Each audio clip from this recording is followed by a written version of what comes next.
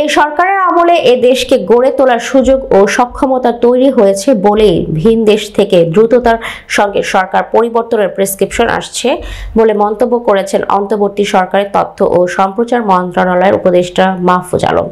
মঙ্গলবার ভোর রাতে সামাজিক যোগাযোগ মাধ্যমে ফেসবুকে নিজের ভেরিফাইড আইডি থেকে দেওয়া এক পোস্টে এই মন্তব্য করেন তিনি। ওই পোস্টে মাহফুজ বলেন, রাষ্ট্র সংস্কার, গণহত্যা ও লুটপাটের বিচার, প্রতিষ্ঠানসমূহের পুনরুজ্জীবন ও গণতান্ত্রিক রূপান্তর সহ নানা বিষয় আমাদের লক্ষ্য থেকে হারিয়ে যাচ্ছে।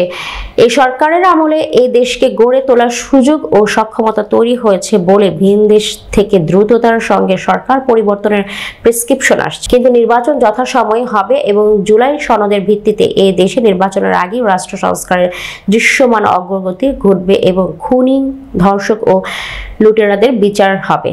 তথ্য উপদেষ্টা বলেন, গতকাল মাননীয় প্রধান উপদেষ্টার সভাপতিত্বে একটি পর্যালোচনা সভায় নারী ও শিশুর বিরুদ্ধে নিপীড়ন ও সহিংসতা নিরোধের ব্যবস্থা গ্রহণ, নিষিদ্ধ সংগঠনের কার্যক্রমের বিরুদ্ধে কঠোর অবস্থান গ্রহণ ও সার্বিক আইন শৃঙ্খলা পরিস্থিতির উন্নতি নিয়ে আলোচনা হয়েছিল।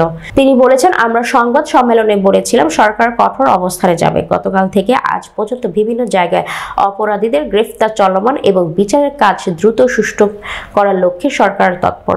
তথ্য উপদেষ্টা আরো বলেন, ছাত্র যুবকদের জন্য লক্ষাধিক চাকরির ব্যবস্থা ও তরুণদের জন্য জাতীয় কর্মসূচি গ্রহণের বিষয় ও গতকালের আলোচনায় উত্থাপিত হয়েছে।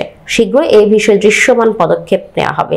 সরকার জঙ্গিবাদ ও সন্ত্রাসের বিরুদ্ধে জিরো টলারেন্স দেখাবে এবং সেই লক্ষ্যে সম্মানিত তৎপরতা ইতিমধ্যে শুরু হয়েছে।